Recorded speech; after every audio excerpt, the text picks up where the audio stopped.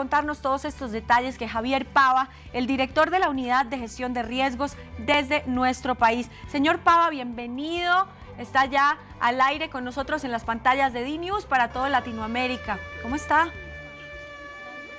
Muy bien, buenos días. Y acá, pues, muy atento a los reportes de cada uno de los municipios del país, a los departamentos.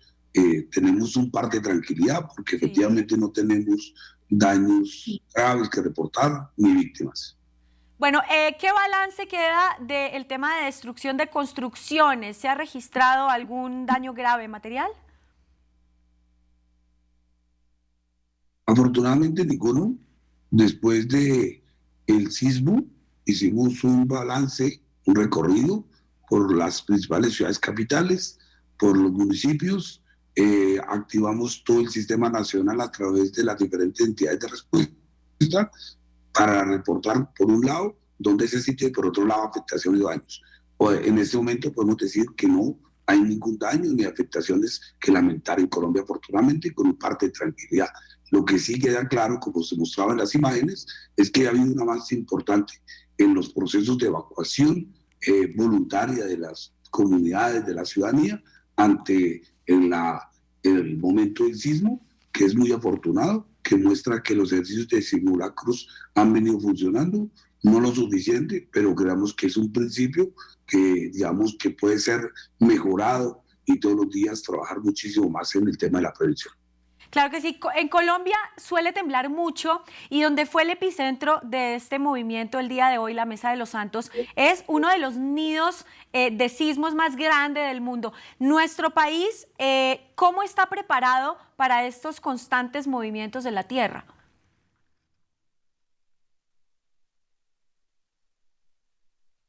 Aquí hay un tema que se ha venido trabajando desde hace mucho tiempo y es fortaleciendo el Servicio Geológico Colombiano con una red de sismógrafos, acelerógrafos que permiten medir, ubicar dónde se presentó el sismo, dónde se puede generar mayores aceleraciones y dónde se presentó enfrentar los daños. Eso permite rápidamente identificar dónde podemos activar los esfuerzos para las labores de servicios de respuesta. Esa parte ha sido muy importante. El otro ha sido el tema de la normatividad frente a sismoresistencia, sí, que digamos ha funcionado. Sin embargo, es un tema que tenemos que revisar con mayor profundidad para no solamente edificaciones, sino puentes, vías y demás. Por otro lado, el tema de lo que tiene que ver con el ordenamiento del suelo, y en eso sí todavía tenemos que revisar más, porque efectivamente tenemos muchas zonas ubicadas en zonas de riesgo que frente a un sismo la aceleración puede generar daños y graves en ese sentido. Y por otro lado, un tema que sí es indudablemente fundamental, que es el tema de garantizar la participación efectiva de las comunidades en temas de todas las labores. Porque entender, el conocer muy bien el tema sísmico permite actuar de manera tranquila, permite actuar de manera acertada y sobre todo conocer los sitios seguros.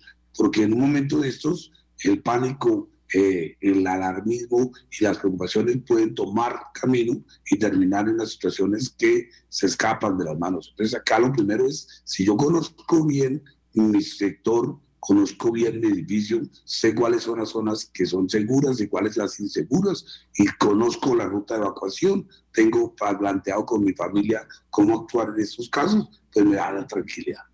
¿Cuáles son los protocolos que debe tener una familia o la gente en general para enfrentar este tipo de temblores? Obviamente suceden en momentos inesperados, como lo fue esta madrugada, pero más o menos uno irse preparando cómo tendría que ser el protocolo y dónde lo podemos conocer, además de eso. Efectivamente, el sismo puede presentarse a cualquier momento y entonces, como puede ser en cualquier momento, podemos estar en nuestra casa, en el trabajo, en el estudio, en la calle o en un tipo de recreación, estar en cine. Todo eso establece que efectivamente tenemos que tener claro cuáles son en el sitio que estamos, conocerlo muy bien, identificar las rutas de evacuación, conocer los sitios seguros de concentración donde se han establecido. Por ejemplo, en Bogotá eso ha avanzado muchísimo, donde están señalizadas, donde están ubicados los sitios de concentración. Generalmente los sitios seguros son sitios alejados, puede haber colapso de edificaciones, colapso de postes y demás. Acá hay un muy importante en términos de pasar de lo que es un sismo a un terremoto. El Ok. terremoto son los daños y las pérdidas. Y los daños y las pérdidas se pueden evitar en términos de que podamos protegernos rápidamente. Ah, yo siempre pensé que se pasaba terremoto según los grados en la escala de Richter, pero ya me estoy dando cuenta por su respuesta que no. Hay algo que quiero preguntarle y es, frente a las evacuaciones, y ya que hablamos de edificios colapsados y demás, venimos de reportar terremotos tan terribles como por ejemplo en Turquía, ¿cómo está el tema de los edificios y todo el tema sismo resistente de las construcciones en Colombia? Sí, efectivamente, no, de acuerdo con el tema sismológico global, se plantea, digamos, que cuando hay un sismo en esa parte del mundo, hay una reacción en esta otra parte del continente sudamericano. Por lo tanto, pues digamos, hay un acomodamiento de lo que son las placas tectónicas. En este caso, pues digamos, podría presentarse un sismo en el continente americano. Digamos, estaríamos muy atentos a eso. Este sismo que enfrentó hoy es un sismo de una magnitud importante, sin embargo, al ser profundo, las aceleraciones que se generan y la transmisión de ese sismo pues no genera unos efectos graves en construcciones.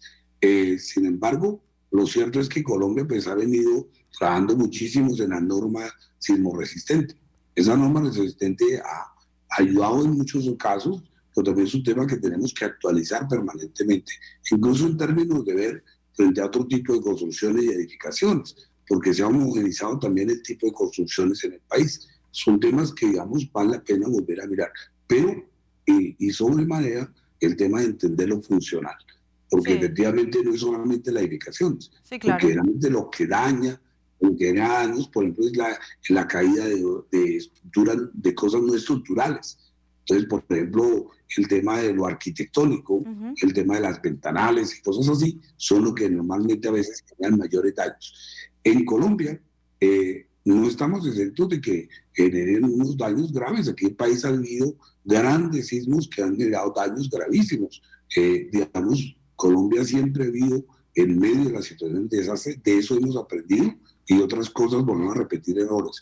Tenemos que mirar cómo cambiamos cosas. Tenemos normatividad, tenemos protocolos, tenemos información, pero acá hay un tema que no podemos descuidar nunca, que es el tema de preparar a la comunidad, de trabajar en el tema de que cada uno de nosotros conozcamos el tema del riesgo cívico donde estamos, que conozcamos los niveles, los sitios seguros donde estamos, ya sea en el estudio, en el trabajo o en la casa.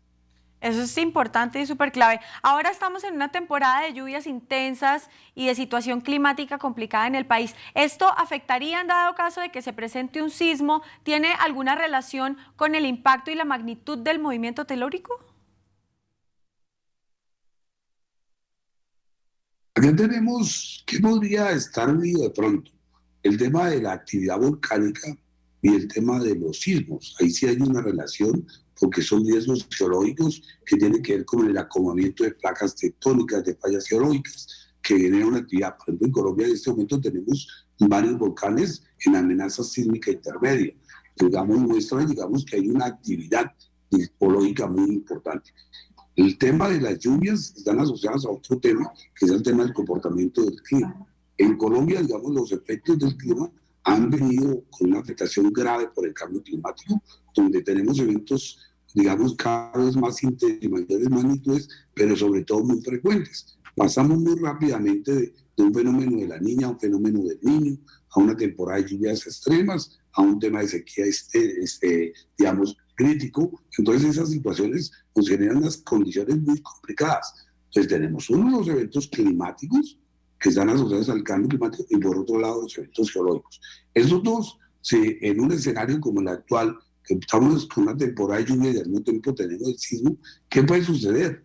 Ujú. Podemos tener que efectivamente las represas estén en niveles altos, que se pueden generar daños en zonas de los arillones o que se puedan generar problemas que sumen una tragedia a la otra. Si Claro. tenemos un sismo y al mismo tiempo tenemos temporada de lluvias fuertes, pues la atención es diferente.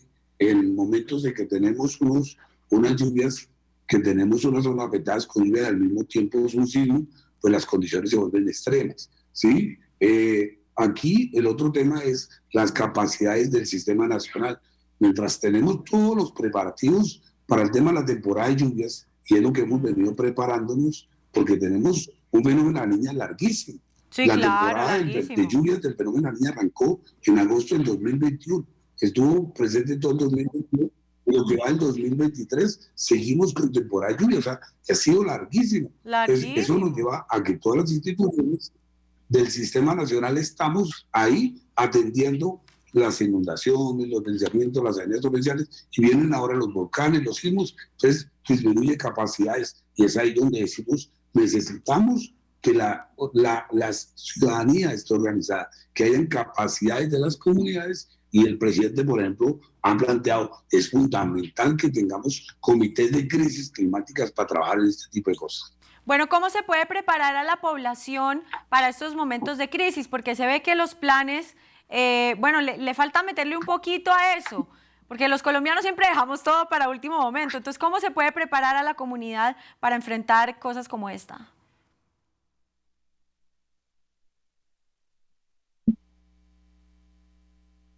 Hay una cosa, es que siempre abordamos de este tema en el momento que se presenta el sismo, y Claro. en pocos días ya nos olvidamos. No, acá tenemos que tener un tema de memoria, de recordación mucho más permanente de ese tipo de cosas. Estamos en un país de sismos, y entonces tenemos que conocer los sismos, cómo se presentan, cuáles son los tipos de sismos, lo que tú mencionas ahora, qué es la magnitud de un sismo, qué es la intensidad, qué significa o cuándo es residente. Es un tipo de parte de nuestra cultura normal, de conocer ese tipo de cosas.